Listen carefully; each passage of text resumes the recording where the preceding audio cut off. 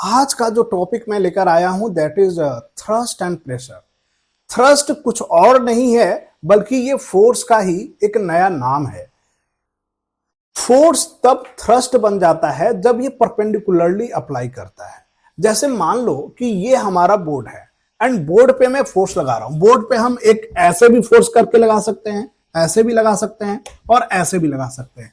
तो जब सरफेस पे हम परपेंडिकुलरली फोर्स लगाते हैं, जैसे ये मेरा हाथ, मान लो ये एक सरफेस है और इस पे मैं ऐसे फोर्स लगाया, तो ये बिल्कुल परपेंडिकुलर फोर्स है एंड इसी परपेंडिकुलर फोर्स को हम थ्रस्ट बोलते हैं।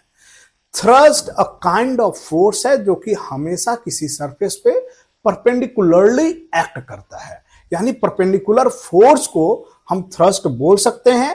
इसका यूनिट जो होता है वो न्यूटन होता है, बिल्कुल फोर्स की तरह, और ये भी एक वेक्टर क्वांटिटी होता है।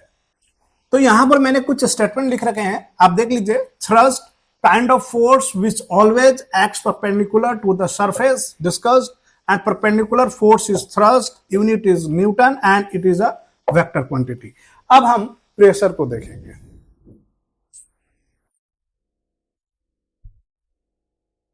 प्रेशर क्या होता है कि जब भी किसी बॉडी पे फोर्स एक यूनिट एरिया में अप्लाई होता है उसे हम प्रेशर बोलते हैं।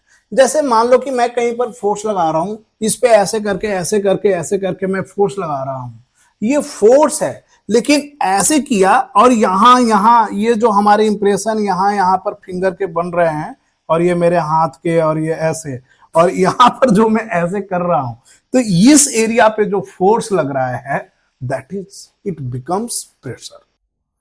प्रेशर को हम ये भी बोल सकते हैं कि it is thrust per unit area. Pressure का जो यूनिट होता है ये पास्कल होता है। एक साइंटिस्ट थे हमारे, बड़े रेस्पेक्टेड साइंटिस्ट हैं एंड उनका नाम पास्कल था। उन्हीं के रेस्पेक्ट में हम इनका प्रेशर का यूनिट जो है पास्कल में लेते हैं। Pressure can be written as force upon area. Pressure can be written as force upon area. अब अगर हम इनके फार्मूले को देखें कि pressure is equal to force upon area, यानी कि वी कैन से कि pressure is directly proportional to force and pressure is inversely proportional to area. Directly proportional का यह मतलब होता है कि जब भी कोई चीज, जब भी कोई क्वांटिटी बढ़ती है तो मेन क्वांटिटी भी बढ़ेगा। कहने का मतलब कि अगर हम फोर्स की वैल्यू को इंक्रीज करते हैं तो प्रेशर बढ़ेगा, फोर्स की वैल्यू को डिक्रीज करते हैं तो प्रेशर घटेगा, फोर्स डबल कर देते हैं तो प्रेशर डबल होगा, फोर्स आधा कर देते हैं तो प्रेशर आधा होगा। And inversely proportional with area. Area is what? It is cross sectional area, या बोल सकते हो कॉन्टैक्ट सरफेस एरिया।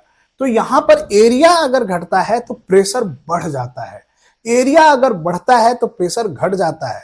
और ये एक ऐसा मजेदार चीज है, इस पे हम बहुत तरीके के चीज करते हैं। जैसे मेरे को अगर कोई 2 घंटा ऐसे खड़े रहने के लिए बोल दे तो मेरे पसीने निकल सकते हैं, मैं थक सकता हूं। लेकिन कोई बोले कि सर आप सो जाओ 2 घंटे, तो मैं नहीं थकूंगा। क्यों? क्योंकि जब मैं खड़ा हूं तो जो मेरे लेग का, जो अर्थ पे जो मेरे लेग का सरफेस एरिया है वो काफी कम है और मेरे बॉडी का वेट पूरे लेग पे है, और इस कारण से मेरे को टायर्डनेस आएगी क्योंकि मैं प्रेशर ज्यादा एक्सर्ट कर रहा हूं बिकॉज ऑफ एरिया कम है ना। और जब मैं बेड पे सोऊंगा तो ये मेरा जो भी बैक का एरिया है, लेग से लेकर हिप्स तक, फिर पीठ, फिर सर, ये सारे एक वाइड एरिया लेते हैं एंड एज अ रिजल्ट मैं अर्थ पे कम प्रेशर अप्लाई करता हूं बिकॉज ऑफ मैं लार्ज एरिया को घेरे हुए हूं और मेरा जो वेट है ओवर लार्ज एरिया ये डिस्ट्रीब्यूट कर रहा है, और इस कारण से मैं थकूंगा नहीं। एक चीज और बता दूं, जैसे आपको पता होगा कि एक एलिफेंट फुट होता है। एलिफेंट फुट काफी बड़ा होता है और एलिफेंट का मांस भी काफी बड़ा होता है। लेकिन मैं आपको बताऊं, अगर एलिफेंट आपके शरीर पे पैर रख दे और एक गर्ल्स है जो कि हाई सैंडल पहने हुए है और वो आपके पैर पे अपना पैर रख दे, तो दोनों में जो सबसे ज्यादा पेन आपको होगा ना, वो गर्ल वाले केस में होगा। क्योंकि गर्ल का जो हील होता है वो बिल्कुल शार्प होता है और उसका एरिया इवन 1 सेंटीमीटर स्क्वायर से भी कम होता है। तो चूंकि एरिया कम है तो प्रेशर ज्यादा होगा, और एलिफेंट का एरिया ज्यादा है तो उसका प्रेशर कम होता है। आपने देखा होगा बहुत तरीके के वीडियोस में एलिफेंट से लोग मसाज करा रहे होते हैं। आप बोलोगे अरे भाई इतना बड़ा चीज कैसे हो रहा है?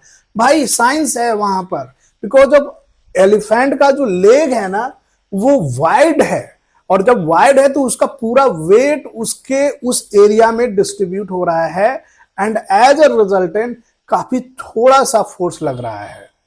तो ये एरिया वाले केस को ना हम डेली लाइफ में बहुत यूज करते हैं। आपने ये देखा होगा कि आपका जो स्कूल बैग होता है उसके जो स्टेप्स होते हैं वो काफी वाइड होते हैं। ऐसा क्यों होता है? ताकि स्कूल बैग का जो वेट है वो वाइड स्ट्रैप के अकॉर्डिंग आपके शोल्डर पे डिस्ट्रीब्यूट कर जाए, और जितना ज्यादा फोर्स आपका डिस्ट्रीब्यूट करेगा ना उतना आपको कम प्रेशर फील होगा कि हमारे कंधे पे है। आपने चाकू को देखा होगा, बिल्कुल शार्प होता है, उसका एज बिल्कुल शार्प होता है, यानी उसका एरिया कम है, ताकि आप छोटा सा फोर्स लगाओ तो प्रेशर ज्यादा हो जाए, और जब प्रेशर ज्यादा होगा तो चीजें अपने आप कट जाएंगी। आपने ट्रैक्टर को देखा होगा कि ट्रैक्टर के वाइड वायर जो टायर होते हैं उसके व्हील होते हैं वो काफी वाइड होते हैं, है ना। तो ट्रैक्टर के जब टायर काफी वाइड होते हैं इसका मतलब ये है कि ट्रैक्टर जनरली चलता कहां पर है, वो कीचड़ वाले इलाके में एग्रीकल्चर पर्पज से हम चलाते हैं, और वहां अगर ट्रैक्टर इतना भारी है अगर हम उसको वाइड ना दे तो काफी ज्यादा प्रेशर करेगा।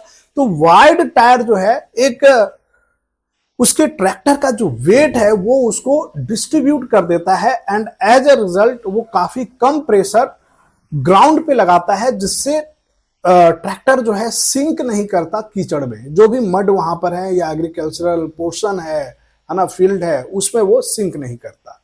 और भी जैसे रेलवे ट्रैक में भी आपने देखा होगा कि ट्रेन जो है रेलवे ट्रैक पे ही क्यों चलता है, वो इसीलिए चलता है कि ट्रेन का वेट काफी ज्यादा होता है, उसके व्हील बिल्कुल नुकीले नुकीले होते हैं, तो हम रेलवे ट्रैक बनाते हैं जो कि वुडन से कनेक्टेड होते हैं।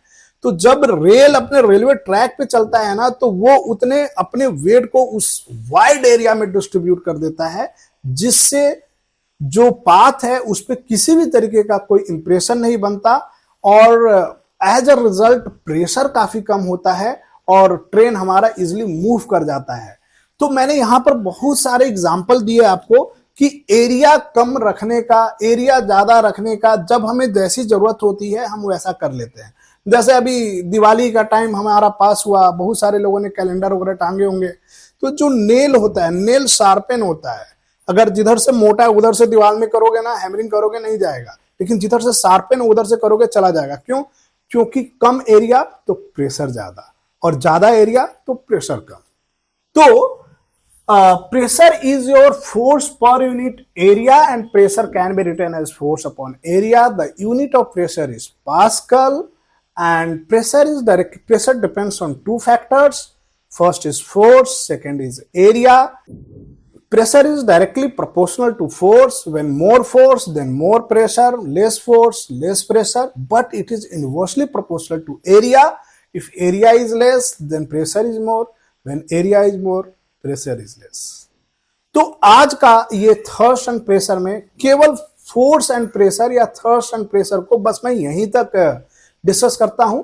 आगे आपके इस सीरीज में वीडियो आते रहेंगे, आप देखते रहिएगा, कमेंट करते रहिएगा, किसी तरीके कोई डाउट हो जरूर बताइएगा। Thank you.